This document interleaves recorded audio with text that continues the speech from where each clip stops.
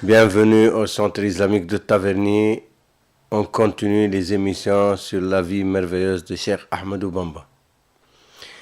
On était arrivé à l'exil de Cheikh Ahmadou Bamba au Gabon, dans la forêt équatoriale où le colonisateur français estimait que ce serait un voyage sans retour. Il voulait se débarrasser définitivement de Cheikh Ahmadou Bamba. Il a essayé de le liquider physiquement par plusieurs tentatives d'assassinat qui ont échoué miraculeusement. Mais finalement, les colons ont fini par comprendre qu'il avait affaire à un homme prodigieux d'une autre dimension et qui avait une protection divine. Ils n'arrivaient pas. Ils ont essayé tous les moyens possibles. Armes à feu, poison, ils l'ont enterré vivant, ils l'ont jeté dans un brasier ardent, ils l'ont mis au large dans l'océan, dans une île déserte, dans l'océan Atlantique.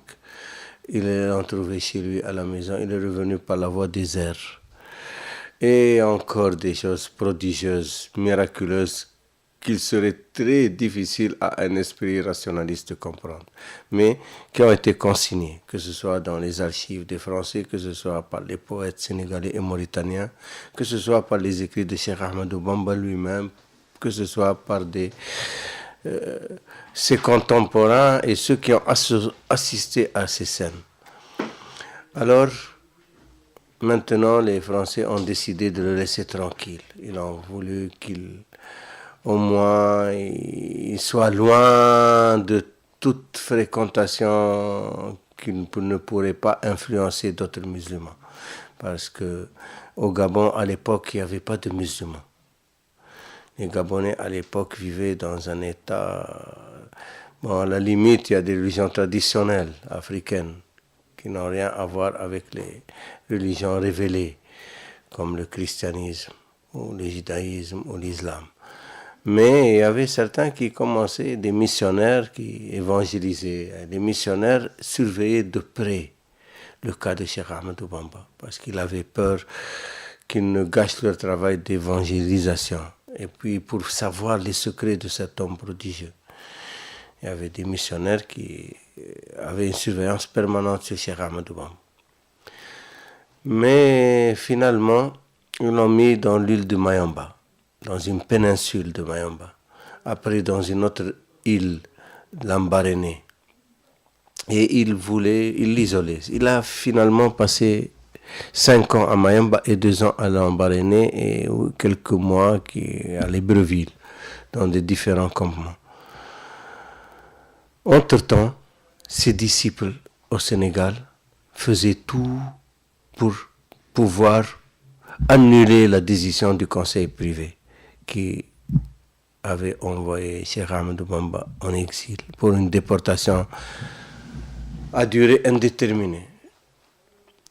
Et surtout, c'était Cheikh Ibra Fall, le chevalier fidèle, le preux chevalier. Dans Serigne Touba, quand il partait à l'exil, sa dernière pensée était pour Cheikh Ibra Fall, qui était, comme on a dit, un descendant de roi, de la famille la plus aristocratique du Sénégal et qui avait sous sa dépendance presque tous les anciens guerriers des rois du Sénégal qui ont combattu contre le colonialisme et qui ont trouvé finalement la mort Et leurs guerriers se sont ralliés sur Cheikh Ahmadou Bamba. Donc c'est eux généralement qu'on appelle les Baïfal, les Tiedo, les anciens Tiedo du Sénégal. Donc les disciples de Cheikh Ibra Fall, les Baïfal, avaient une ardeur au travail. Donc c'est eux qui alimentaient la caisse du mouridisme. C'est eux qui envoyaient les besoins des daras, des écoles coraniques, des professeurs, de leur famille. Donc tout ce qu'ils gagnaient à la sueur de leur front, ils l'envoyaient au travail de Cheikh Ahmadou Bamba, dans l'éducation des enfants, dans l'enseignement du Coran et des sciences islamiques. Et il y avait Mam Thierno Ibrahim, le jeune frère de Cheikh Ahmadou Bamba, son frère cadet. Cheikh Ahmadou Bamba, avant de partir en exil, il a dit à ses disciples, ceux qui veulent le travail seulement, la khidma, n'ont qu'à rejoindre Cheikh Ibra Fall. Et ceux qui veulent l'enseignement didactique et le travail, ils rejoignaient Cheikh Ibra Fati, son jeune frère cadet, Mam Thierno Ibrahim. Donc, c'était les deux piliers du mouridisme. Il y avait d'autres cheikhs aussi qui avaient des disciples sous leur dépendance et aussi qui faisaient le même travail. Ils enseignaient dans des daras et travaillaient dans les champs et à la sueur de leur front. Et leurs disciples amenaient des hadiyas qu'ils reversaient pour le travail, pour l'œuvre de Cheikh Ahmadou Bamba. Il y avait beaucoup de cheikhs, certains disent 300, d'autres 600. Mais les plus en vue dans ce travail étaient incontestablement Mam Thierno Ibrahim, le frère cadet de Cheikh Ahmadou Bamba, et Cheikh Ibra Fall. Et il y avait Cheikh Abdrahman Lo qui s'occupait du Coran, d'enseigner le Coran. C'était un homme d'une dimension extraordinaire, un saint d'une puissance extraordinaire et qui avait beaucoup œuvré pour le mouridisme. Il y avait d'autres cheikhs, Massamba Diop, il y avait Cheikh Adamagé, il y avait Cheikh Brassar, il y avait Cheikh Antambake, le frère de Cheikh Ahmadou Bamba. Il y avait beaucoup de cheikhs. Mais on va se focaliser sur le cas de Mam Thierno Ibrahim et Cheikh Ibra Fall parce que c'est eux qui avaient le plus œuvré pour le retour de Cheikh Ahmadou Bamba. Il avait demandé à François Carpeaux qui se présentait pour la députation. La France à l'époque avait fait de 4 régions sénégalaises, Rufisque, Saint-Louis, Gorée et Dakar, des départements français. Elle les avait inclus, donc les ressortissants de cette zone avaient la nationalité française, étaient considérés des citoyens français. Et donc il devait avoir un député. Donc le premier député qui s'était présenté à la députation était François Carpeaux. Il était à Saint-Louis, c'était la capitale de l'AOF. Cheikh Ibra Fall, officier à Saint-Louis, son quartier général c'était Saint-Louis. Donc il s'est approché de François Carpeaux pour négocier avec lui le cas de Cheikh Ahmadou Bamba. Comment faire revenir Cheikh Ahmadou Bamba. François Carpeaux, il a dit il faut prendre un cabinet d'avocats réputé pour plaider sa cause.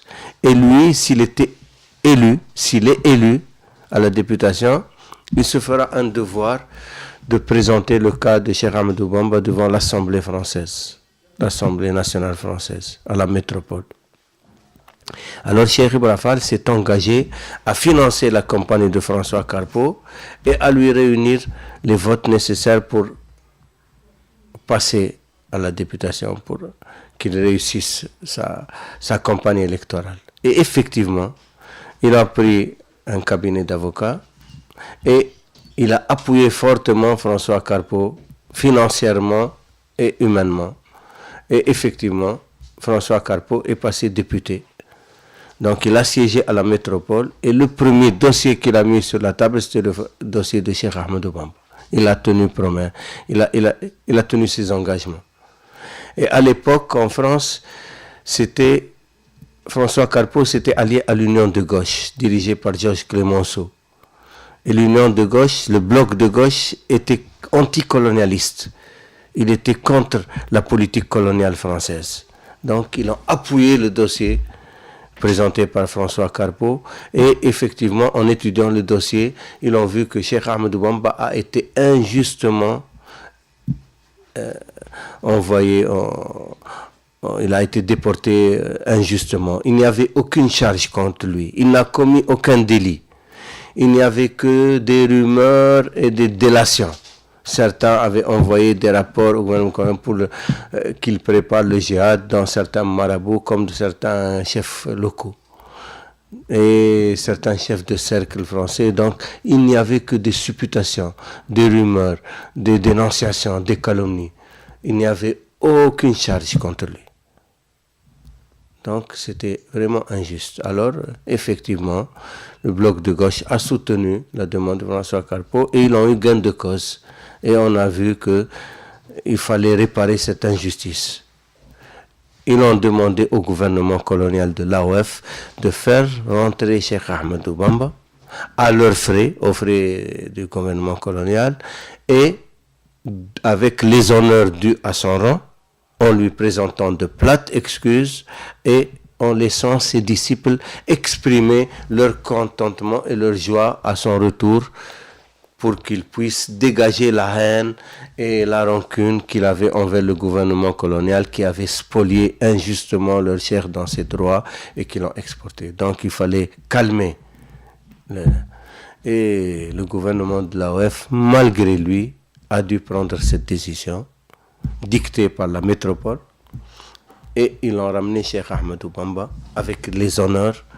Il avait, en ramenant avec lui des malles qui était rempli de ses écrits, parce qu'il passait son temps à prier, à écrire, et des écrits sont des écrits de louange sur le prophète, des écrits d'invocation, de prière, et certains secrets qu'il mettait en prose ou en poésie dans ses écrits, dans ses rapports avec Allah et avec son prophète, avec les anges, avec les saints du passé, il y a beaucoup de secrets même qui ne doivent même pas voir le jour, parce que ils peuvent être incompris et même peut créer des perturbations dans l'intelligence rationnelle de certains musulmans ou non musulmans.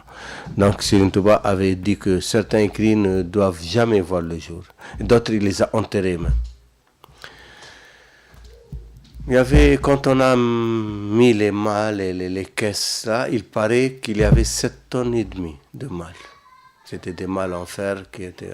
c'est pour ça que les mourides disent qu'il a écrit 7 tonnes et demie. Les malles pesaient 7 tonnes et demie, mais c'était des malles en fer blanc et avec les écrits. Il n'y avait que des écrits, il n'y avait pas d'affaires. Il n'y avait que des écrits. Maintenant, quand il est retourné, effectivement, les mourides étaient à l'attente. Il est revenu la date du 11 novembre apparemment, 1902, et les mourides faisaient la fête, c'était la liesse, c'est la joie. Et des rumeurs couraient sur les pouvoirs extraordinaires de Cheikh Ahmadou Bamba, qu'on n'a pas pu liquider physiquement, qui a fait face à la puissance coloniale française et tout le ruse et leur stratagème. Et l'autorité coloniale était très énervée contre François Carpeaux qui avait introduit le dossier, contre tous ceux qui ont participé au retour de Cheikh Ahmadou Bamba, et surtout contre les bruits qui couraient sur les pouvoirs extraordinaires de Cheikh Ahmadou Bamba qui tenaient face à l'autorité coloniale, ce qui était insupportable pour eux. Ils ont même pensé à une tentative d'assassinat dans le train qui l'amenait de Dakar à Saint-Louis. Et c'est consigné dans les archives. Moi-même, je l'ai lu dans les documents d'archives. Il disait que François Carpeaux peut pavoiser maintenant après avoir réussi son coup, et voilà, comprend Cheikh Ahmadou Bamba pour un être surnaturel. On va essayer dans le train d'attenter pour... Mais finalement, ils n'ont pas pu. Alors, Cheikh Ahmadou Bamba est retourné de Saint-Louis. Il allait de village en village jusqu'à Touba et retourné. Et dans chaque village, tous les habitants venaient avec les cadeaux, on faisait des fêtes, des festins pour lui.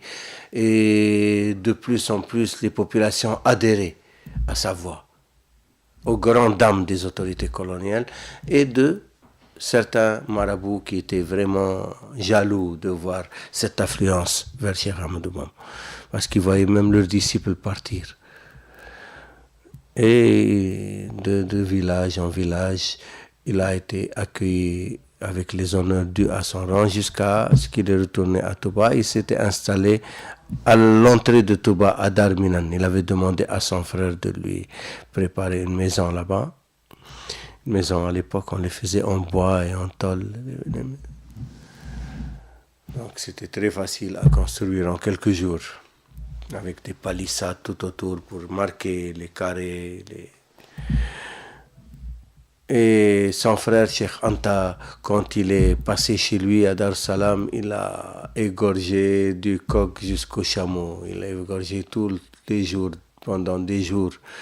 Il faisait il était tellement, quand il a tellement dépensé dans cela que c'est devenu légendaire.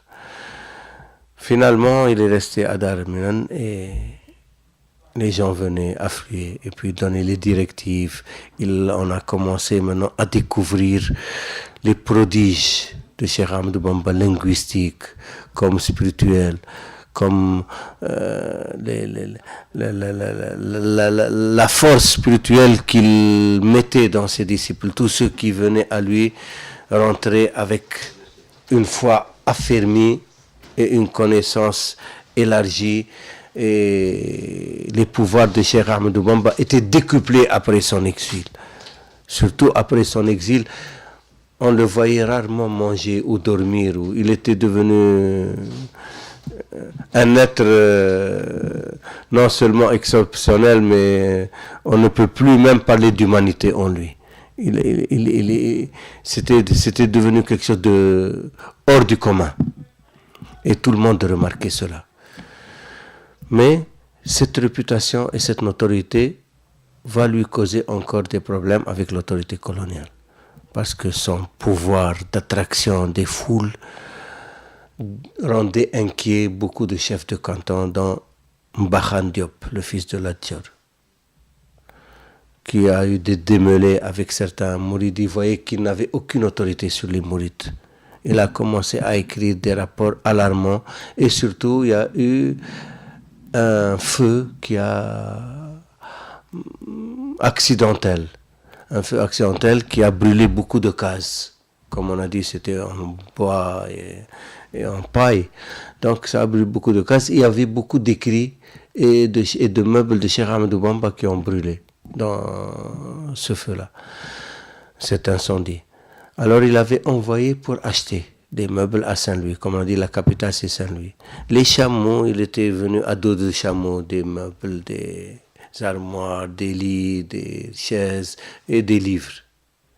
Quand il passait, les gens qui étaient toujours aux aguets, ils essayaient de mettre Cheikh Ahmadou Bamba en conflit avec les autorités, ont envoyé des rapports qu'il achetait des armes, qui se préparaient et qui l'ont témoigné, qui l'ont vu des chameaux, des caravanes passer avec des armes. Comme c'était enveloppé, on pouvait savoir ce qu'il y avait dedans. Et effectivement, c'était une alerte et puis une alarme. Et le gouverneur général qui était à Saint-Louis a envoyé à Cheikh Ahmadou Bamba une convocation. Mais comme à son habitude, Cheikh Ahmadou Bamba ne répond pas aux convocations des autorités coloniales parce que, comme on a dit, il ne fait rien sans la permission d'Allah et de son prophète. Donc, il n'a pas répondu à la convocation. Une deuxième convocation, une troisième, c'est devenu une menace. Il n'a pas répondu. Alors, ils ont alerté le bourg du Sine, le roi du Sine, le roi des Sérères, Boursine commande Fan Diouf, du Waalo, de Kayor, Mbahan Diop, et c'était leur auxiliaire. Et avec un détachement de spahis et de gendarmes français, militaires français, qui sont allés vers Darmanin pour prendre de force Cheikh Ahmadou Bamba. Et on l'a menacé. C'était une confrontation qui allait finir par Ils disent que si vraiment ça tourne au combat, il fallait liquider Cheikh Ahmadou Bamba définitivement. Cheikh Ahmadou Bamba, en entendant les rumeurs qu'il venait le prendre, le cueillir là-bas, et tout le monde a eu vent de cela parce que c'était devenu national, un événement national. Même certains proches de Cheikh Ahmadou Bamba, même de sa famille, étaient paniqués. Ils commençaient à lui dire, mais là, jusqu'à quand on va subir cela? Les Français, avec leur puissance, on ne peut pas leur tenir tête, il faut trouver des solutions, il faut répondre. Cheikh Ahmadou Bamba leur a dit, il ne faut pas vous inquiéter. Il ne se passera rien. Il n'y aura même pas un brin d'herbe cassée. Il a écrit une qasida, celle que j'ai lue tout à l'heure dans l'émission en arabe. Rabbi bima yashrahu al-adhana qad faja'a bijahi afdali man lillahi qad laja'a. Elle est en acrostiche de Rahman Rahim. Il a écrit sur le champ. Il a dit, quand ils viennent, vous lisez cette qasida. On va en parler, cette qasida, on va la traduire. Et il attendait calmement. Il était en train de prier, de faire son zikr. Et effectivement, la cavalerie est venue de toutes parts. Ils ont encerclé le camp de Cheikh Ahmadou Bamba. Et le roi du Sine, Boursine, commandant Dauphin Diouf, est descendu de son cheval. C'était un homme très fort et orgueilleux qui était d'un caractère très dur. Celui qui était avec lui a raconté ça. C'est dans le livre de Sidi Mohamed Bachir Min al-Baqi al-Qadim. Il a dit, il n'a jamais vu Boursine dans cet état. Parce qu'il a dit qu'il était très orgueilleux et fier, mais il cachait cela avec un tact diplomatique. Mais il était trop arrogant et fier. Il l'a vu descendre de cheval et ramper jusqu'à Cheikh Ahmadou Bamba. Cheikh Ahmadou Bamba était en train d'égrener son chapelet. Il lui a dit, tu te présentes. C'est l'habitude de Wolof. Quand il présente quelqu'un, il se présente, il déclame son nom avant d'entrer dans la conversation. Il a dit, tu te présentes. Il a dit, je suis commandant Dauphin Diouf, celui qu'on appelle le Boursine. Il a dit, enchanté. Que me vaut l'honneur de ta visite? Il a dit, je suis venu les accompagner pour te protéger, pour que Bakhan Diop et ses sbires ne mettent pas quelque chose de compromettant dans ton campement, parce qu'ils veulent vraiment te faire du mal. Et je suis là pour les surveiller, pour ne pas les laisser te faire du mal. Cheikh Ahmadou Bamba lui dit, pourquoi tu fais cela? Il a dit, moi je crois en Dieu. Et je ne veux pas qu'un homme de Dieu soit maltraité. Je veillerai, ou là où je suis, à ce qu'un homme de Dieu ne soit jamais maltraité. Et tu es un homme de Dieu. Et ça, j'en suis certain. Il a dit, alors, parce que si tu as fait ça pour Dieu, demande-moi ce que tu veux de Dieu et je vais demander à Dieu pour qu'il te l'obtienne. Il a dit, moi je te demande de me prendre en charge le jour du jugement ainsi que mon peuple. Je me confie à toi ainsi que mon peuple. C'est pour ça que les Sérères ont une relation privilégiée avec Cheikh Ahmadou Bamba. Les Sérères, jusqu'à aujourd'hui, tous, chrétiens, animistes, musulmans, ils aiment Cheikh Ahmadou Bamba après Allah et s'ils sont chrétiens, après Allah et Jésus. S'ils sont musulmans, c'est après Allah et le prophète Cheikh Ahmadou Bamba. S'ils sont animistes, c'est Cheikh Ahmadou Bamba après Roxane. Donc, les Sérères ont une particularité avec Cheikh Ahmadou Bamba grâce à Boursine comme Dauphin Diouf.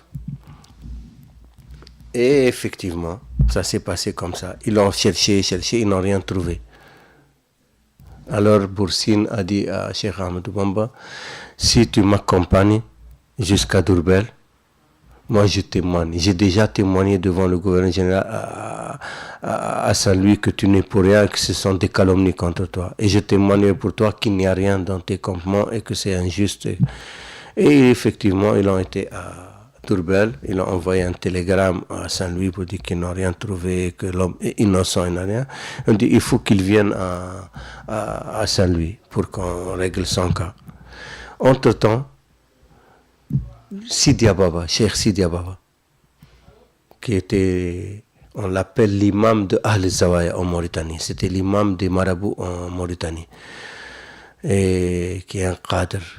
Le père de Cheikh Ahmadou Bamba était affilié à la Qadiriya. Il était disciple de Cheikh Sidia Baba al-Kabir. Cheikh Sidia Baba al-Kabir est décédé. Son fils Mohamed l'a hérité. Son fils Mohamed n'a pas fait 6 mois, moins d'1 an après son père.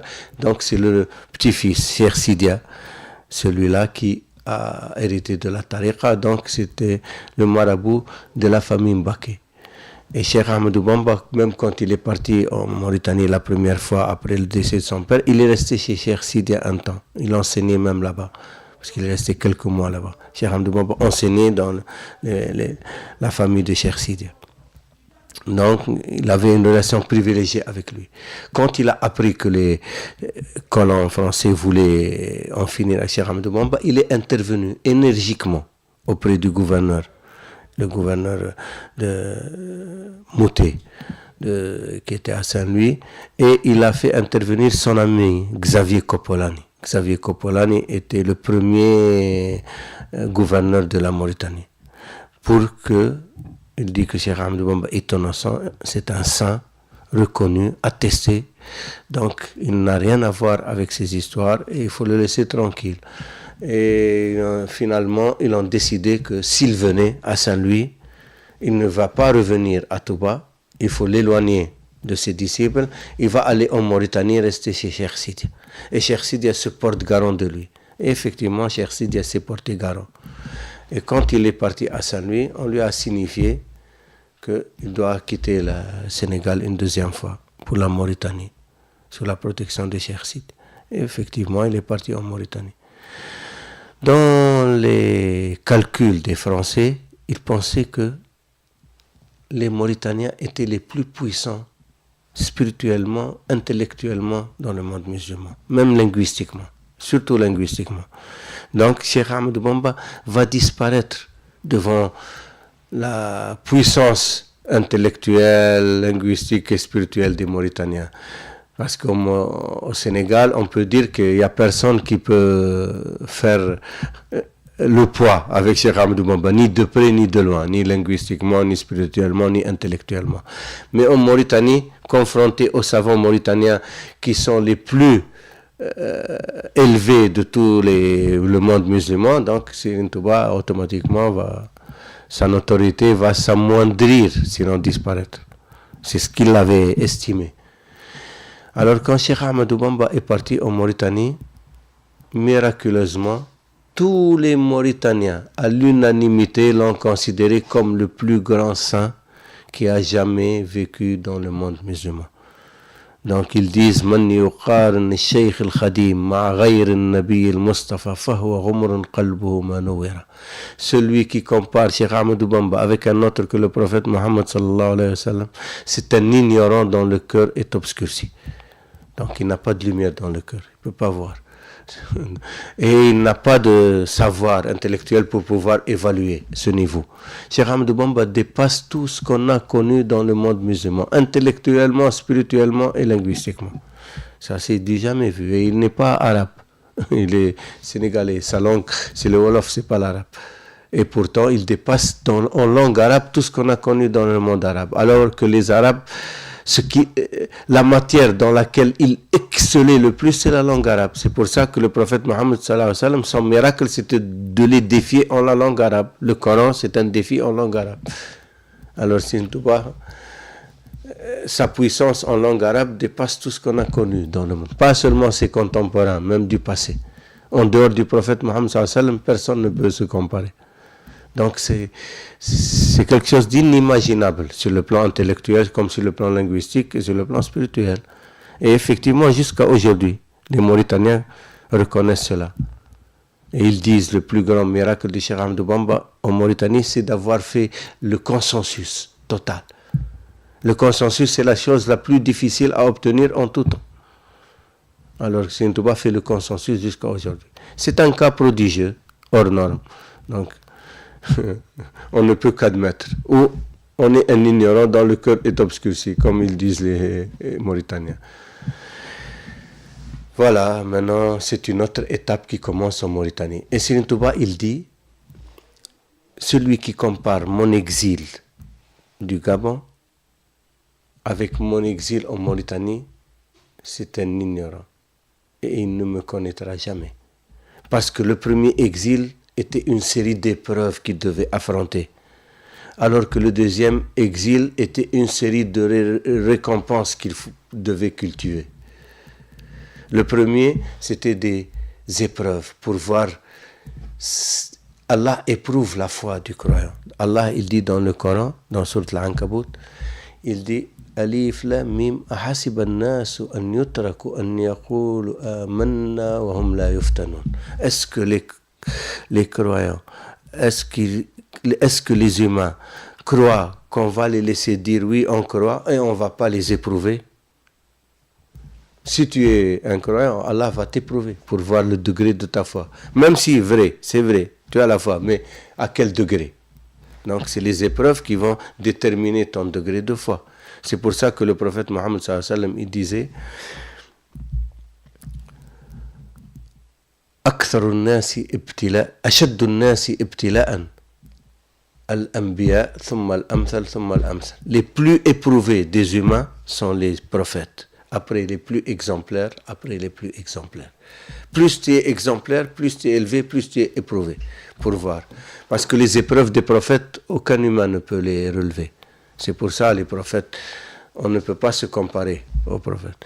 Maintenant, les plus exemplaires seront éprouvés. Et Cheikh Ahmadou Bamba a vécu les épreuves de tous les prophètes. Pourtant, il n'est pas prophète. Il n'y a plus de prophète après le prophète Mohammed sallallahu alayhi wa sallam. C'est pour ça que Serigne Touba, il dit Baha Rasulullahi kullal anbiya alayhim azka salamay rabbiya bi ghurbati ashri sinina bi khidami lidil wujudi wal qidam. Le prophète m'a montré en exemple devant tous les prophètes réunis. Il a magnifié mon exil béni de 10 années, exclusivement dédié pour la face du Seigneur béni. Le prophète Mohammed sallallahu alayhi wa sallam a montré Serigne Touba en exemple devant tous les prophètes réunis, depuis Sayyidina Adam jusqu'à Sayyidina Isa, jusqu'à Jésus. Sur lui, la paix, sur eux tous, la paix et le salut. C'est du jamais vu.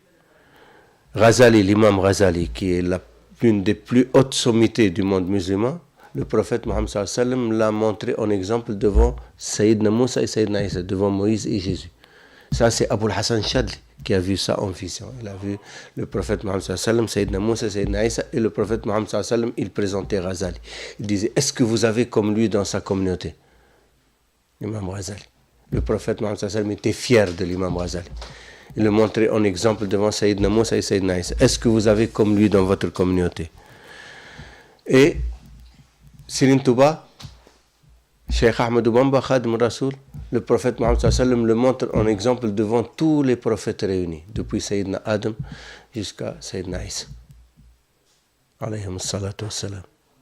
Donc pour comprendre, c'est quoi le cas de Cheikh Ahmadou Bamba? C'est pas un cas national sénégalais, c'est pas un cas wolof. Les gens doivent se réveiller. Les mourides, même en premier. C'est pas une histoire de famille. Tu sais, au Sénégal aussi, on a tendance à un peu circonscrire le cas de Cheikh Ahmadou Bamba. Chacun il te parle de son père, de son grand-père, de ses relations avec Serigne Touba, et puis il réduit la dimension de Serigne Touba à ce qu'il connaît lui de Serigne Touba. C'est pour ça qu'il ne diffuse pas le mouridisme comme il faut dans le monde musulman et dans le monde. Parce que c'est devenu une affaire presque privée de famille. Et malheureusement aussi, il faut dire les choses comme elles sont. Il faut dire la vérité. Il y a beaucoup aussi, c'est devenu un fonds de commerce. Les hadiyas des talibés, qui est plus importante que la diffusion du message de Serigne Touba. Chacun, il cherche à avoir des talibés, il montre qu'il a de la baraka ou des grâces pour attirer les talibés. Même à l'intérieur du mouridisme, il y a des rivalités entre certaines familles ou entre certains cheikhs qui sont là pour attirer les disciples avec des histoires, avec même des fois il invente des choses, alors qu'on n'a besoin de rien inventer dans le cas de Cheikh Ahmadou Bamba. Quand on parle du mouridisme, il faut parler de Cheikh Ahmadou Bamba. Quand on parle de l'enseignement du mouridisme, c'est l'enseignement de Cheikh Ahmadou Bamba qui est valable pour tous les mourides. Si les fils même de Cheikh Ahmadou Bamba, que ce soit Serigne Moudou Moustapha, que ce soit Serigne Fallou, que ce soit Serigne Abdul Ahad, que ce soit Serigne Abdul Qadir, que ce soit Serigne Saliou, ils te disent, nous, on est des talibés. Serigne Saliou, en public, à la télé, il dit, je suis un petit talibé de Serigne Touba. C'est ce qu'il dit. Serigne Abdul Ahad, il dit, les mourides, ce que je dis, ils le font. Pourquoi? Parce que je suis talibé de Serigne Touba. Si demain, je change de tariqa, je deviens tijane, qui va m'obéir? Il a regardé si Moustapha Bassirou, à côté, qui était son bras droit. Il dit, même si Moustapha ne me partira plus ni Satala, ni Sajada, personne ne m'accordera de l'importance. Toute l'importance qu'on me donne, c'est à cause de Cheikh Ahmadou Bamba. Si eux, ils te disent ça, qui aujourd'hui peut se glorifier de quoi que ce soit? Quelqu'un, il se présente, je suis Serigne Touba, ou je suis ceci. Il faut arrêter. Il faut être honnête avec soi-même et avec ses condisciples mourides. Il faut que chacun se mette à sa place. On ne peut être que talibé de Serigne Touba. On ne peut, et tout ce qu'il peut espérer un talibé d'être un mouride sadq, sincère. C'est Serigne Touba qui demain déterminera qui est sadq, qui n'est pas sadq, qui est son mouride et qui n'est pas son mouride. Et qui nous assure que demain Serigne Touba, il va nous reconnaître. Dit oui. Toi, tu es mon talibé, tu as œuvré. Peut-être que tu as œuvré pour toi, tu n'as pas œuvré pour Serigne Touba. Il y a des gens qui œuvrent pour Serigne Touba, qui servent Serigne Touba, il y a des gens qui se servent de Serigne Touba. Donc, il faut savoir, il faut être intelligent, perspicace. C'est de la spiritualité, ce n'est pas un jeu. C'est une religion, ce n'est pas une philosophie ou une idéologie. Notre religion, c'est l'islam. La voie de Serigne Touba, c'est la voie de la spiritualité, de la perfection, pour se parfaire, pas pour raconter des balivernes.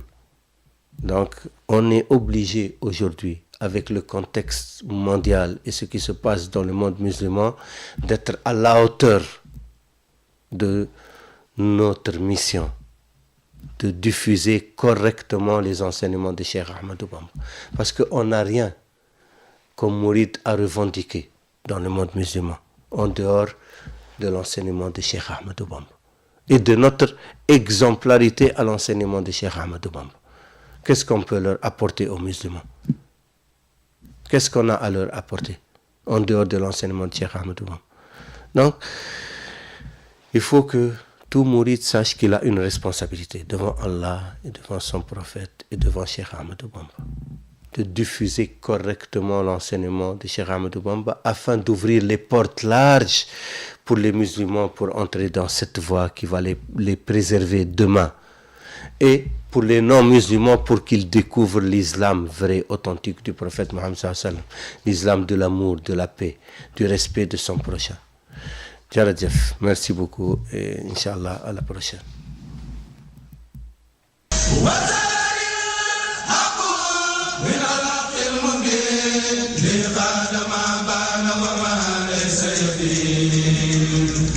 علمني ما كان قبل الخلق من كان لي بكرم وتلق لم يرزقني جانب النيران أو جانب العين في الخسران لم يرني درر نار الدنيا واغتسني الباقي بخير سنيا ملكني ما لم يكن عني وقال لي بقاه بالمن ملكني ما لم يبيه